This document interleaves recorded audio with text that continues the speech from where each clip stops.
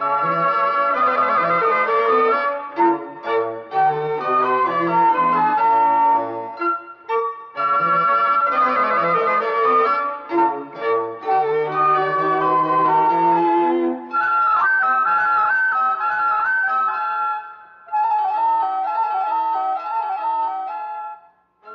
presenting the actual entry of the Apollo command module into the atmosphere of Earth after its lunar expedition, we will review quickly the overall mission to this point. The Apollo space vehicle and its crew were placed in an Earth parking orbit, then injected on a trans-lunar trajectory. A burn of the service module propulsion system provided braking and a plane change that placed the spacecraft into the proper orbit for the lunar landing, the landing to be performed in the lunar module. After the landing and exploration of the lunar surface, the lunar module was launched from the surface of the moon and rendezvoused with the orbiting command module. With the rendezvous completed, the space vehicle is now preparing for trans-Earth injection and the trip back. The basic problem is to bring the spacecraft and crew from the moon to a specific landing site on Earth. To see how this is accomplished, we must first look at the Earth-Moon geometry. The moon is revolving around the Earth. The Earth is rotating on its axis. Each of these motions has a specific effect on the spacecraft's ability to reach the landing site. To examine these effects and how they act on the return and entry trajectory, we must first define the antipode. A line is drawn from the center of the moon through the center of the Earth, penetrating the Earth's surface, which faces away from the moon. The point of penetration is called the antipode, which means simply the point opposite. The return trajectory will pass over the antipode being determined at the time the spacecraft leaves the moon's vicinity. The distance from the point of entry into the atmosphere to the antipode is relatively fixed. The entry range limits of the spacecraft are also fixed so that landing occurs near the antipode. Therefore, the landing area is defined, and the target point can be selected within this area. The recovery forces are, of course, located on the surface of the Earth and rotating with it, while the trajectory is fixed. By selecting the proper trajectory, we can vary the transit time of the spacecraft up to 24 hours. In order to bring the spacecraft to the longitude of the recovery forces, it is only necessary to control the return time of the spacecraft to the Earth, while the Earth rotates into the proper position. This gives us complete freedom of choice as to selection of the landing longitude. The landing longitude, then, can be selected with operational constraints in mind, such as a required landing on water, location of land masses, convenience of recovery force placement, and so forth. The other geometric constraint is the latitude at which the spacecraft will land. The primary factor influencing the latitude is the declination of the moon. To understand this, we must again look at the Earth-Moon geometry. As the moon revolves around the Earth, the plane described by the lunar orbit is called the moon orbit plane. The moon orbit plane is inclined to the Earth's equatorial plane. As the moon moves around the Earth, it changes its position relative to the Earth's equator. The angle between the equatorial plane and the Earth-Moon line is called the angle of declination.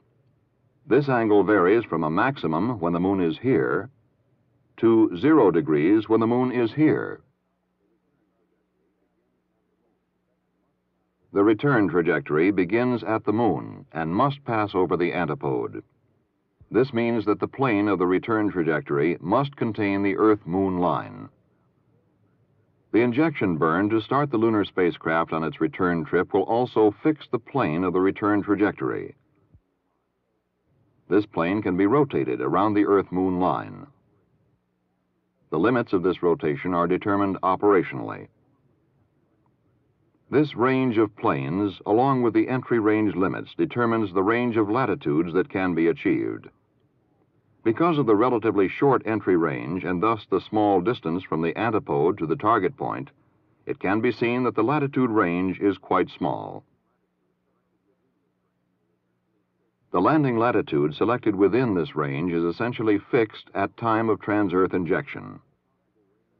While latitude range is determined by the possible range of return trajectory planes and the entry range, the location of the latitude range is determined by the declination of the Moon. As the Moon changes its declination throughout the month, the latitude range shifts accordingly across the surface of the Earth.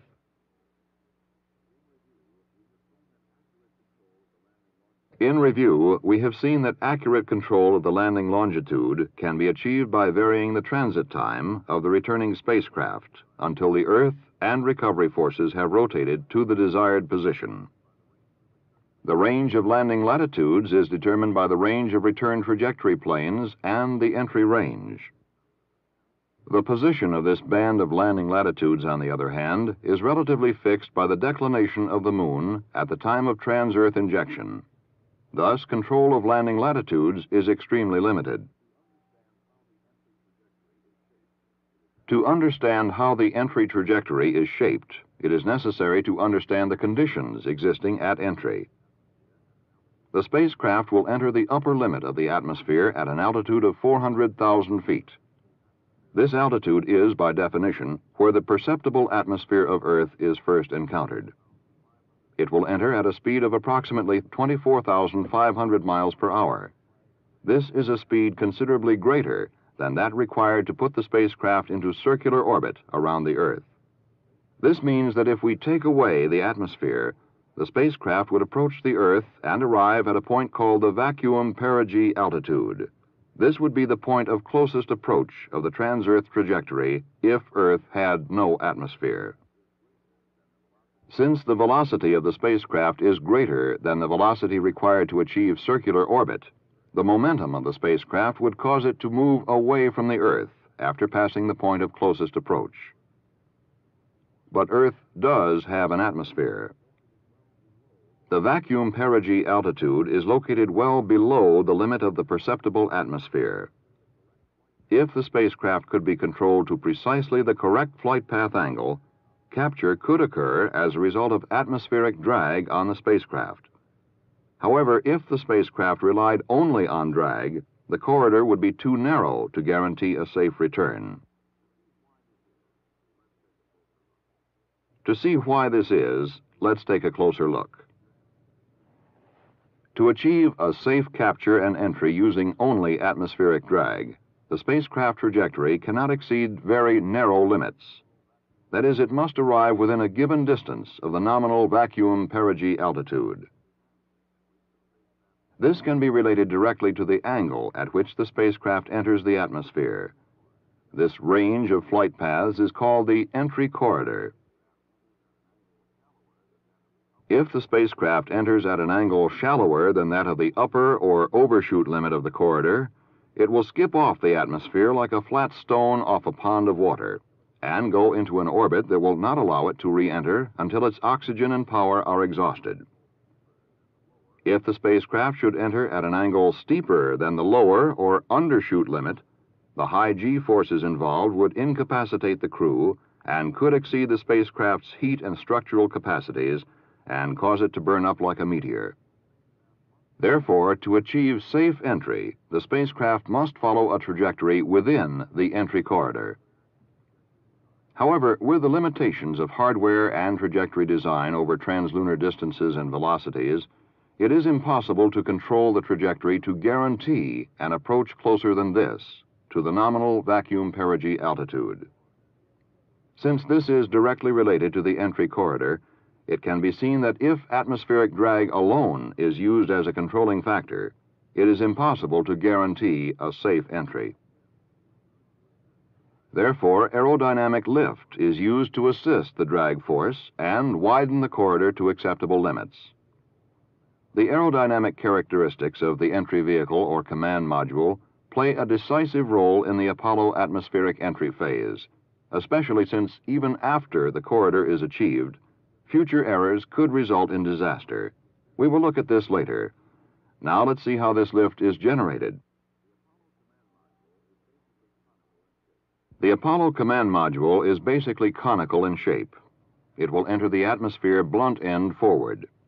As it does so, it will strike molecules of air.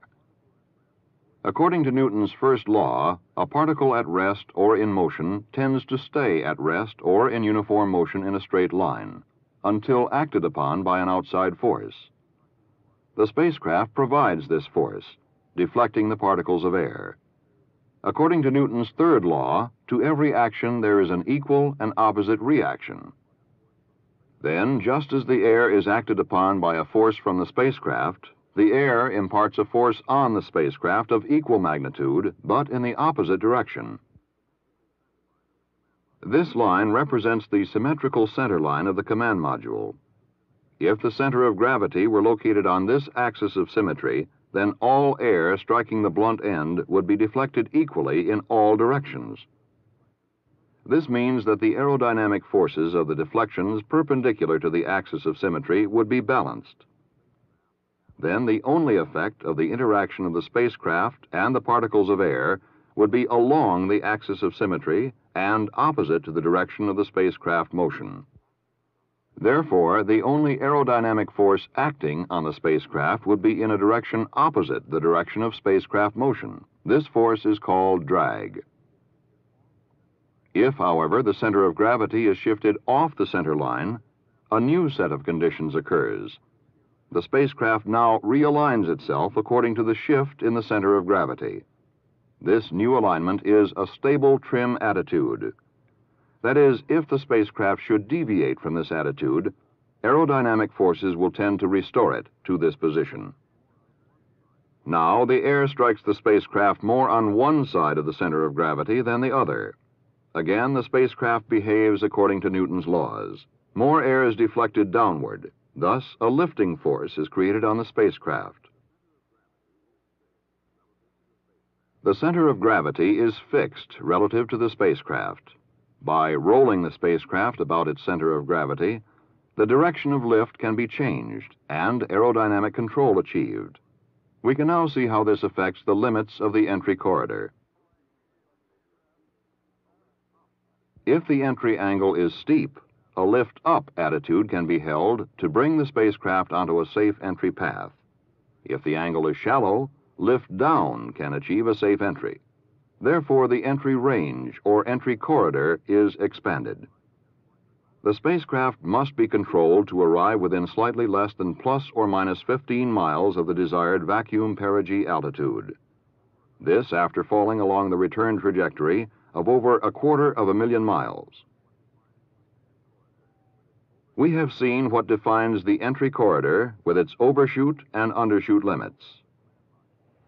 How aerodynamic control of the command module is achieved by rolling it around its offset center of gravity, thus changing the direction of lift, and how this increases the depth of the entry corridor.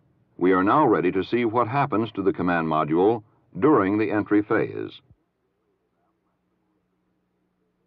Since the spacecraft left the moon's vicinity, it has been falling to Earth for 3.5 days, over a distance of about 250,000 miles. Before actually entering the atmosphere, the service module, which contains the primary propulsion system and all but a very limited oxygen and power supply, will be jettisoned. This is roughly analogous to a scuba diver taking off his air tanks before starting up from the bottom of the sea and holding his breath all the way to the surface. Once the command module enters the atmosphere, it has about 1,000 miles and a bit over 2.5 minutes of controllability divided into 2 brief control periods. Most of this controllability will be used up during the first control period. The trajectory the command module will follow is basically as follows. It will enter on a given flight path and proceed downward to the pull-up point. Just before pull-up, it enters the atmosphere dense enough to allow aerodynamic control of its landing point and begins its first control period. The command module will then climb until it skips out of this denser atmosphere. The skip is primarily to increase the maximum range of the spacecraft and to reduce the aerodynamic heating load on the heat shield. As the skip is approached, aerodynamic control is reduced to practically zero. During the skip, the crew will be experiencing weightlessness. The skip will not take the command module beyond the 400,000-foot level. It will then descend, starting its second entry, and go on to the second control period. The entry phase is terminated at the 23,500-foot level, at which point the drogue parachutes are deployed, and the spacecraft is committed to its landing point. We will now examine the entry trajectory in detail and see what occurs during each portion. As the command module enters the fringe of the atmosphere at 400,000 feet, there will be as yet no aerodynamic control. Before this point is reached, the command module will be aligned to its stable trim attitude. It should be noted that there are two stable trim attitudes. The desired one is blunt end forward. The other is with the small end forward. Since the heat shield is on the blunt end, this entry alignment would be disastrous. Proper alignment of the spacecraft is determined by the onboard computer from data received from the tracking network prior to entry. After proper alignment, there will be control only in the roll axis, pitch and yaw being stabilized by aerodynamic forces.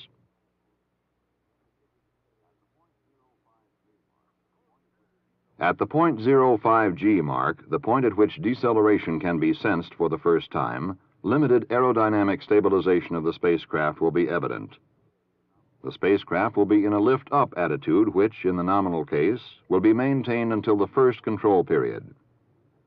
When the 2 to 2.5 G region is reached, capture is so highly probable as to be considered achieved. The spacecraft continues in a lift-up attitude until it enters the dense portion of the atmosphere. Just before pull-up, maximum G loads will be placed on the spacecraft. Just before this, the first control period begins. During the first 70 seconds of this control period, any error or failure to correct an error could result in what is called, in great understatement, a non-recoverable situation. That is, too much lift-up could put the spacecraft and crew into an orbit that would last beyond the lifetime of the command module systems. Too much lift down could take the spacecraft and crew beyond the stress and heating rate limits and result in destruction of the command module. As the spacecraft approaches the skip, the aerodynamic forces become less and approach zero, so aerodynamic control approaches zero. It is during this first control period that the real determination of where the spacecraft will land is made. To understand this, let's take a look at a flat map of the Earth. This point represents the target, that is, the point at which the spacecraft should land. This is the landing footprint, or area in which the spacecraft might land, at the beginning of the first control period. The usable portion of this footprint is designed to compensate for accrued errors and to provide alternate landing sites in case of bad weather. Of this total footprint, only 1,000 nautical miles, or 1,150 statute miles, are usable. During the first 70 seconds of the first control period, the spacecraft must be maneuvered so that this 20,700-mile footprint shrinks around the target to this footprint about 2,070 miles long. 90% of the maneuverability is used up during this period. This 70 seconds, then, is the critical period of the entry phase. During the remainder of the first control period until the skip, the landing footprint will be reduced to this area, about 690 miles long.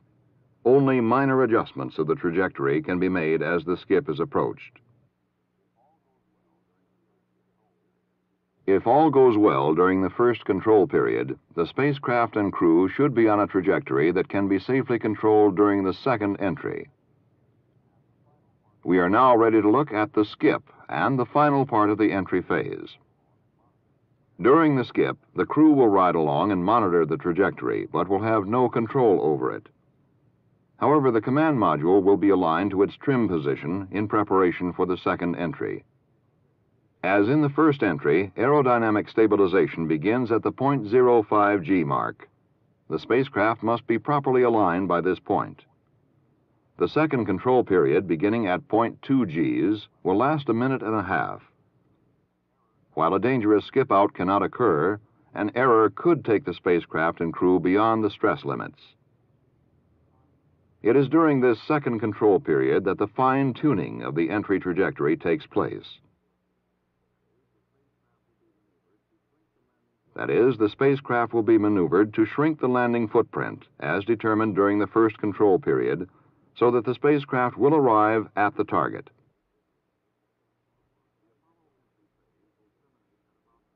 The Apollo entry phase will terminate at about 23,500 feet altitude. At this altitude, the drogue chutes will come out, and the spacecraft descend to splashdown by parachute. Reviewing now, we see that before entering the atmosphere, the service module containing all but the entry oxygen and power supplies will be jettisoned, and the command module positioned in its trim alignment. It enters the atmosphere at the 400,000-foot level. At 0.05 G, aerodynamic stabilization begins. At the 2 to 2.5 G level, capture is considered achieved. The command module continues on the trajectory until pull-up for the controlled skip maneuver. This is where maximum G loads will be placed on the spacecraft and crew. Just before pull-up, the first control period will begin. During the first critical 70 seconds of this control period, the initial landing footprint, 20,700 miles in length, will be shrunk around the target to this 2,070-mile footprint. In the remainder of this first control period, the footprint will shrink further to this 690-mile-long area. The first control period is followed by the controlled skip. During the skip, the command module will be aligned for the second entry. The second control period begins at 0.2 Gs and lasts about 1.5 minutes. During this period, the trajectory will be tuned to bring the command module down on the target point. The Apollo atmospheric entry phase terminates at an altitude of 23,500 feet with the opening of the drogue parachutes. We have seen how the landing area on Earth is determined by the time of travel from the Moon, the declination of the Moon relative to the Earth's equatorial plane, and the plane of the trans-Earth trajectory.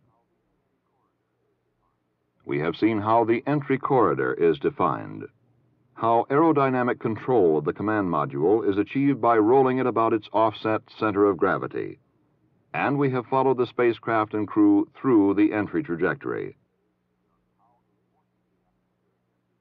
Just how important the atmospheric entry phase of the lunar mission is can be highlighted by the fact that while it is one of the briefest phases in time, it requires one of the largest onboard computer programs. Once the spacecraft is in the atmosphere, things happen fast, and there is little time for corrections as compared with earlier portions of the mission. For instance, an error made during the critical 70 seconds of the first control period could cause a high-speed skip, resulting in placing the command module and crew into a trajectory that would exhaust the oxygen and power supply before landing. Yet during this period, communications blackouts exist between the ground and the spacecraft, caused by the ionization of the air from the heat of entry. Therefore, entry will be entirely controlled through onboard computations. Just before the entry phase, the ground will transmit the necessary data to the spacecraft, that data being where you are, where you're going, where you want to go. We have presented the major factors affecting the atmospheric entry phase of the manned lunar mission. It requires careful planning to assure the safe return to Earth of spacecraft and crew. And this is the final part of an overall plan, a plan designed to carry us safely to the Moon and back.